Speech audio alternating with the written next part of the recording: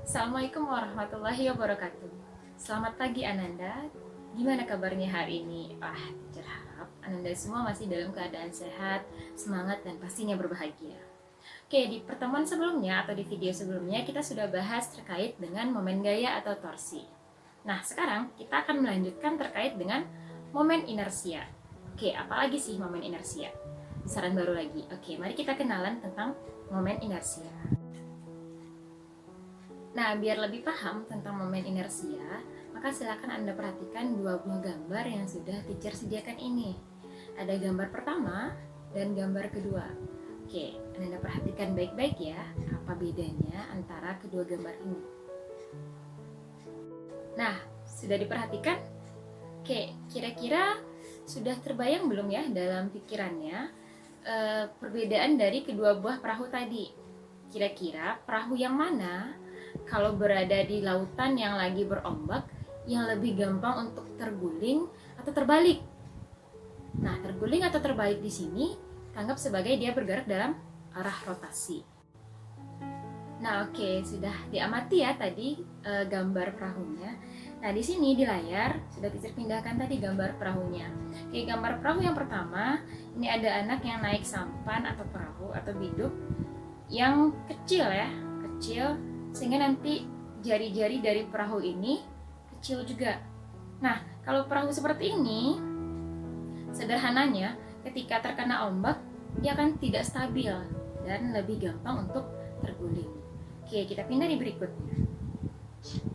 Yang berikutnya tadi seperti ini perahunya. Perahunya itu ada kayu di kedua sisinya. Ketika perahu seperti ini, dia akan lebih stabil dibandingkan perahu yang sebelumnya. Dan dia tidak akan mudah untuk digulingkan ombak. Nah, kita review lagi pelajaran di kelas 10. Nah, saat di kelas 10 untuk kasus gerak lurus, kita pernah mengenal istilah kelembaman atau lembam. Itu adalah kecenderungan benda untuk mempertahankan geraknya. Untuk kasus gerak melingkar pun kita juga mengenal istilah kelembaman. Oke, kita balik ke kasus perahu yang tadi. Ketika perahunya itu sedang bergerak, lantas terkena ombak, maka perahunya akan bisa terbalik dan akhirnya nanti akan karam. Nah, dari kasus yang tadi, semakin besar jari-jari perahunya, maka akan semakin susah juga bagi ombaknya untuk menggulingkan perahu tadi. Oke, kalau dari segi massa kita lihat, ketika massa perahunya makin besar, maka juga akan susah bagi ombaknya untuk menggulingkan perahunya. Sehingga dalam gerak rotasi, kelembamannya akan dipengaruhi oleh massa dan jari-jari. Nah, dari sana muncullah istilah momen inersia. Oke, jadi momen inersia itu adalah ukuran kelembaman benda, ukuran kelembaman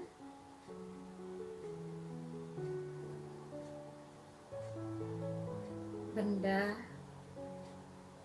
terhadap gerak rotasi.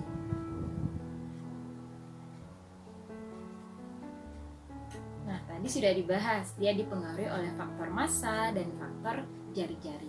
Nah, dari percobaan dan dari percobaan terdahulu didapatkan bahwa momen inersia itu dapat dihitung dengan cara seperti ini. Berarti besar momen inersia untuk sebuah partikel atau benda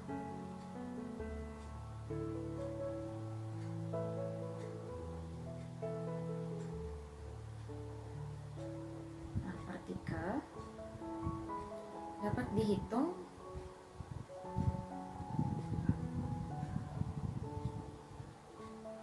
dengan I itu adalah M kali R kuadrat. Nah, oke, apa itu I dan R-nya yang dimaksud di sana? Oke, berarti di sana I itu adalah momen inersianya.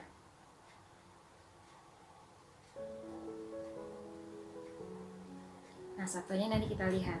Lalu M sudah familiar ya, ini adalah massa. Ini satuannya adalah kilogram. Lalu satu lagi ada R. R di sini adalah jarak partikel ke poros putar.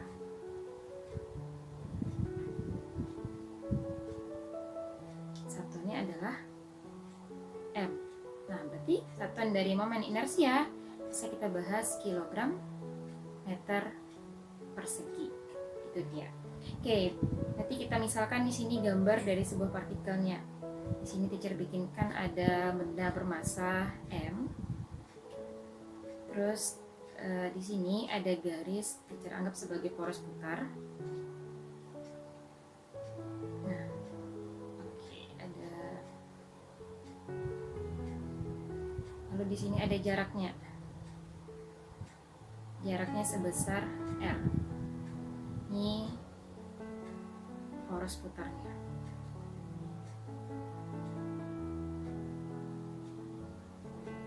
Nah, maka jarak dari massa sampai ke poros putar ini yang dinamakan dengan R di situ. Oke, sampai di situ paham ya untuk momen inersia sebuah partikel. Oke, nah tadi itu kan cuma untuk satu partikel ya yang diputar terhadap porosnya. Nah, bagaimana kalau dalam suatu poros itu ada bermacam partikel, ada 1, 2, 3, 4 dan seterusnya. Nah, pada gambar ini sudah teacher bikinkan ada sebuah sumbu X dan sumbu Y. Dimana di sini ada 3 buah massa, ada M1, M2, M3. Nah, di sini bisa jadi sumbu putarnya ada X ataupun Y. Oke, saat dia diputar di Y, yang Y sebagai sumbu putarnya, di sini, maka benda yang memiliki momen inersia itu adalah M1 dan M2.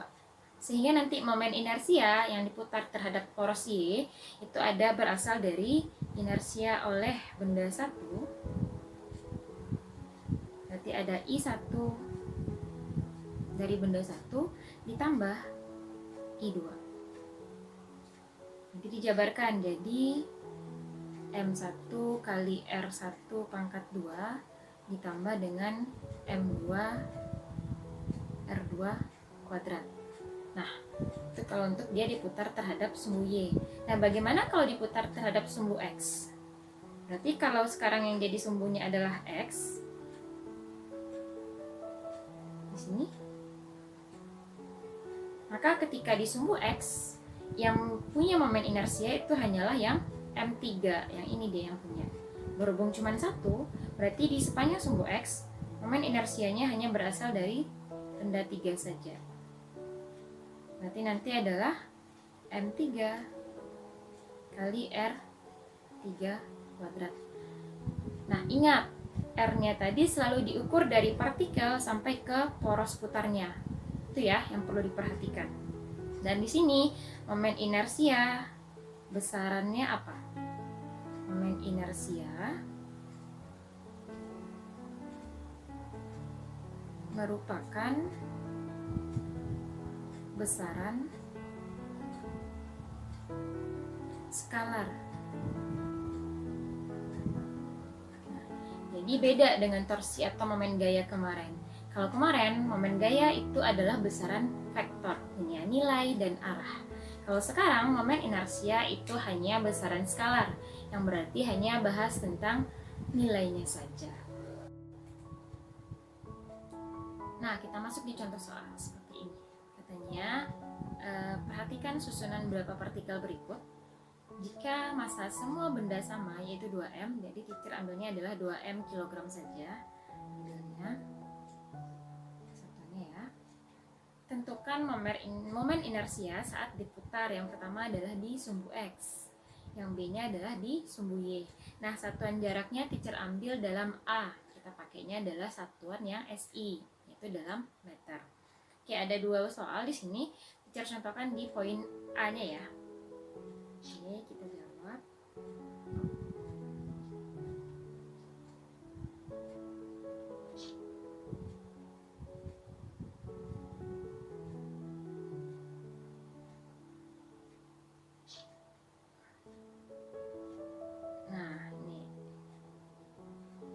Berarti ketika dia diputar di sumbu X seperti ini, dx jadi sumbu putarnya, maka yang punya inersia itu adalah hanya M4 saja di situ.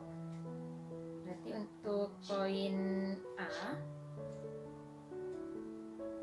sigma I untuk sumbu X, berarti ini sebagai sumbu putarnya, hanya dimiliki oleh M4 saja. Maka di sana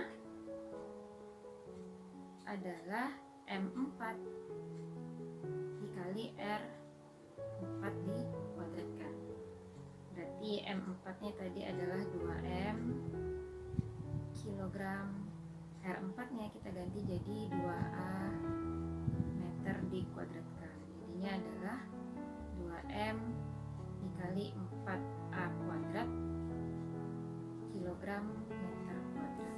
Berarti jadinya adalah 8 MA kuadrat kilogram meter kuadrat. Nah, gitu aja kalau untuk yang sumbu X.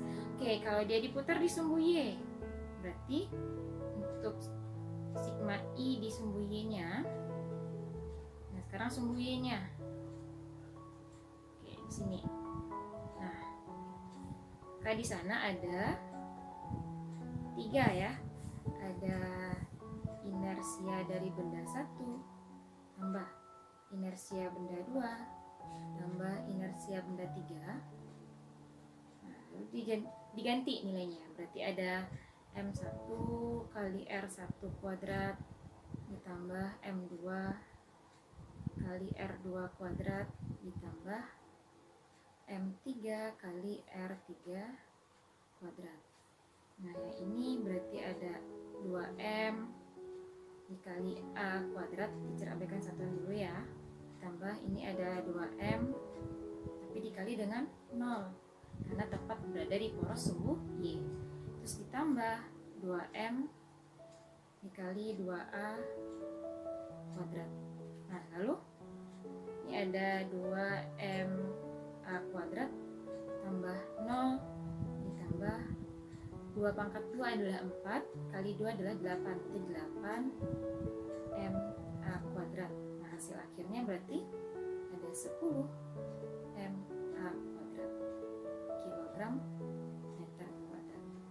Oke, itu dia. Selain kita bahas tentang benda partikel yang kecil, kita juga bahas terkait dengan benda tegar.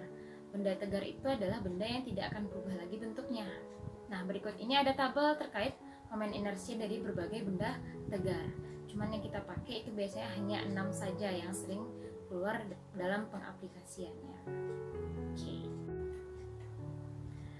Oke, sampai di sini dulu pertemuan kita untuk hari ini. Teacher harap Anda bisa memahami apa yang teacher sampaikan. Nah, untuk pertemuan selanjutnya kita akan bahas terkait dengan hubungan antara momen gaya dan momen inersia. Oke, selamat berlatih di soal-soal berikutnya dan see you on the next video.